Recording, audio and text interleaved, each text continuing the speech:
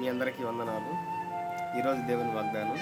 దైవభక్తి విషయంలో ఇంతకు ముందు బాగానే ఉన్నాను, దేవునితో సహవాసం కలిగి ఉన్నాను.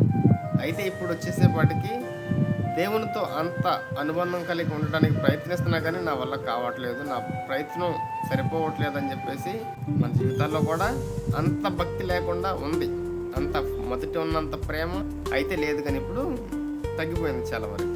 అయితే దేవుడు చెప్తున్నాడు ఏంటంటే, కీర్తనలు 1వ అధ్యాయం చూస్తుంటే మనం అక్కడ చెప్తున్నాడు, దుష్టుల ఆలోచన చెప్పుకున్నాడు ఒక, పాపుల మార్గం నిలువక, అపహాసకులు కూర్చుంటూ చోటను కూర్చుండక, యెహోవా ధర్మశాస్త్రమునందు ఆనందించుచు దివారాత్రము దానిని ధ్యానించబడుతున్నాడు అని చెప్పేసి చెప్తున్నాడు దేవుడు. అతడు నీటి కాలువల యోరను నాటబడినది, ఆకువాడక తన కాలమందు ఫలమిచ్చి చెట్టు వలె ఉందని చెప్పేసి దేవుడు చెప్తున్నాడు.